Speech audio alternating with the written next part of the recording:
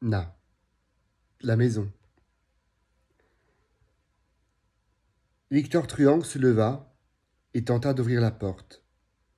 C'était fermé. Cette nuit, il avait encore rêvé qu'il s'était perdu dans un labyrinthe de couloirs. Il avançait à petits pas, rebroussait chemin, hésitait, se retournait encore, tournicotait, pareil à une boussole détraquée. La sortie. Oui, c'est cela. Il cherchait la sortie. Ce rêve avait hanté toutes ses nuits, depuis son arrivée en France, il y a si longtemps. Il était perdu, dans une tour immense, un dédale de portes et de couloirs aveugles. Il voulait rentrer à la maison, sa maison natale, à Sagon, mais à chaque fois il butait sur une porte fermée. Il avait pourtant l'impression que le cauchemar était terminé, qu'il s'était enfin réveillé. Et pourtant, à nouveau cette porte fermée. Peut-être qu'il dormait encore, après tout. Tout ceci n'était qu'un rêve. Quand il faisait les cauchemars, elle le ramenait au lit. Pendant des années, il s'était levé la nuit, il balbutiait, la langue pâteuse et ensommeillée, qu'il voulait rentrer à la maison. Elle lui disait « Anne, grand frère, mais c'est ici, la maison. » Elle avait mis du temps à comprendre qu'il était somnambule, qu'il dormait encore, alors qu'il avait les yeux grands ouverts et parlait tout haut. Pour l'apaiser, elle chantait une berceuse, la chanson du héron. Le héron chasse dans la nuit. En se posant sur une branche fragile, il tombe dans l'eau. Il y avait une vitre dans la partie haute de la porte. Bizarre, il ne se souvenait plus d'avoir installé cette vitre sur la porte d'entrée. C'était dangereux. Et si des cambrioleurs la cassaient? La vitre lui permettait cependant de voir dehors. Dans le couloir, des femmes en blanc glissaient, poussaient des chariots avec des serviettes, des couches. Elles ressemblaient à des spectres avec leurs sabots en plastique, bleus, roses ou blancs, qui collaient au lino du sol et faisaient des splotch à chacun de leurs pas. Il entendit un ululement à côté de lui. Quelqu'un pleurait. Qui étaient les femmes en blanc? Une légende vietnamienne parlait de ces femmes renards, esprits d'outre-tombe qui venaient hanter les vivants. Le blanc était la couleur de la mort. La mort rôdait donc le couloir. 8 heures du matin. Il avait dû se réveiller. À la maison, c'est lui qui se levait le premier. Elle l'entendait marmonner.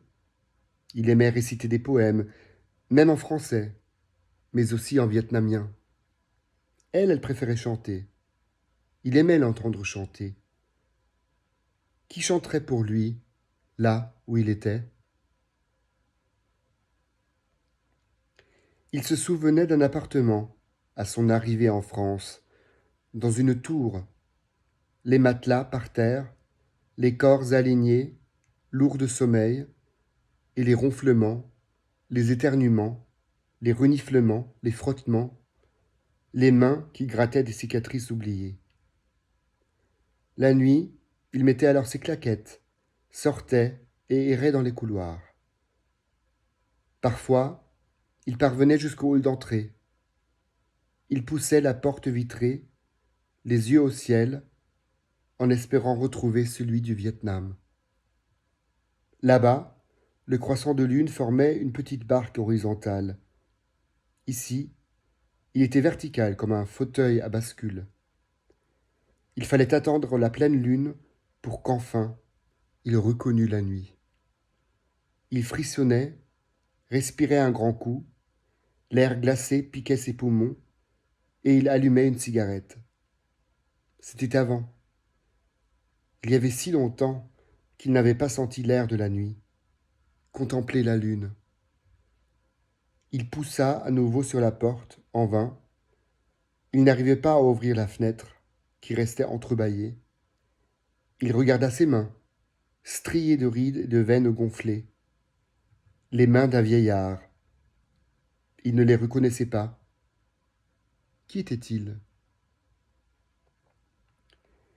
Il tentait sans cesse de s'enfuir, de fuguer. Parfois, c'est la police qui le ramenait. Il devenait violent dès qu'il voyait un uniforme. Il croyait à nouveau voir les gardes du camp de rééducation. Il se mettait à hurler. Un jour, elle avait fermé la porte à clé alors qu'elle était partie faire les courses. Il avait tambouriné, crié. Les voisins avaient appelé la police. Cela ne peut plus durer. Il ne peut plus rester ici, lui avait dit la police. Elle s'était résolue alors. Il partirait là-bas. Elle avait dû s'habituer à cette nouvelle vie.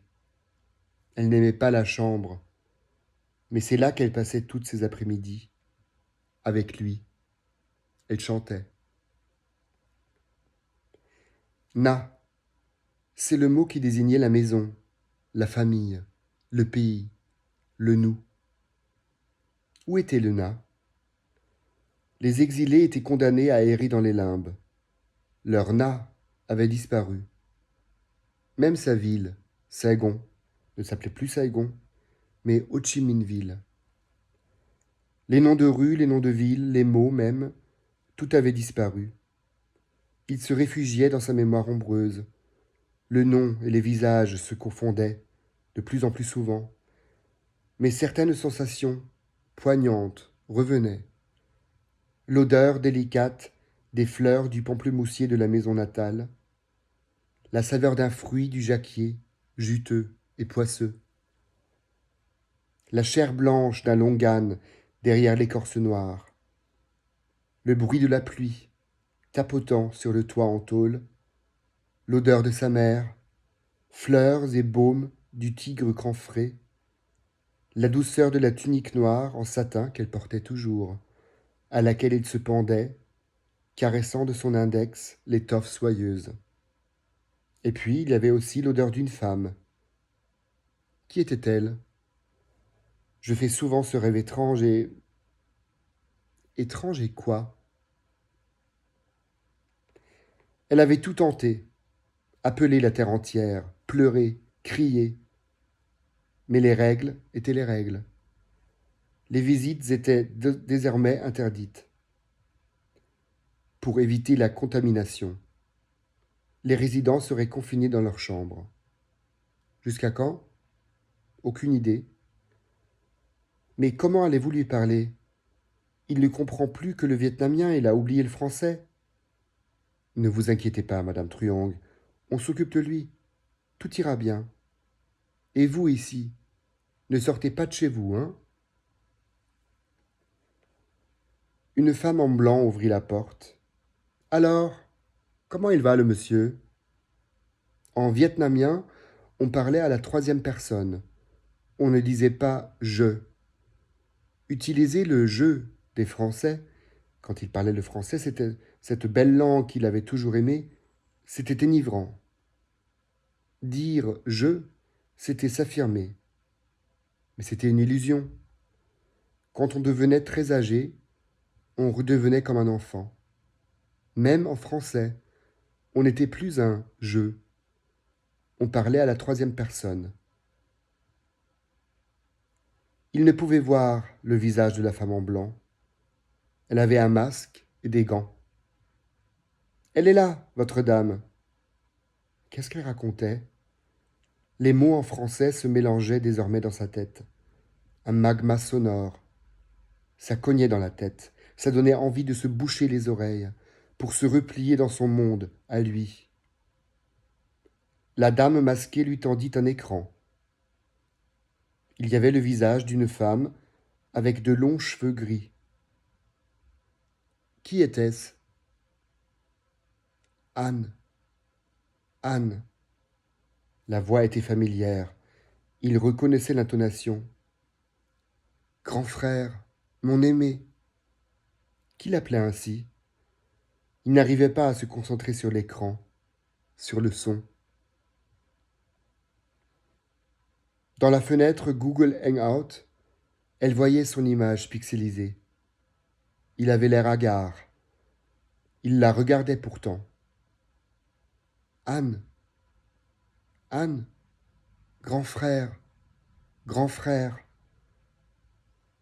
La première fois qu'il l'avait appelée M, petite sœur, son cœur avait cogné dans sa poitrine.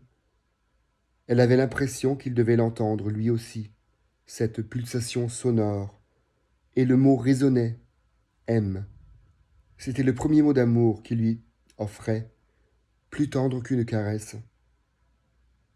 Elle eût voulu qu'il pût répondre, à travers l'écran, M. Alors, elle l'implorait. Anne, Anne. La dame blanche masquée tendait toujours l'écran.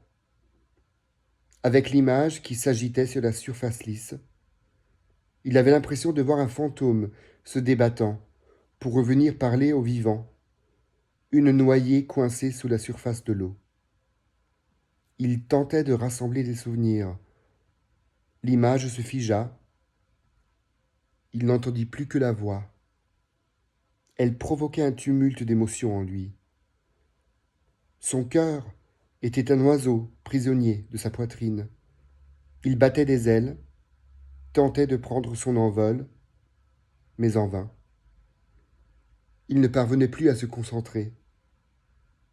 Et puis, soudain, la voix se mit à chanter. Le héron chasse dans la nuit. En se posant sur une branche fragile, il tombe dans l'eau. Na. Elle répétait ce mot. Na, la maison. Et elle le rassurait. Anne, ne t'inquiète pas. Tu es enfin rentrée à la maison.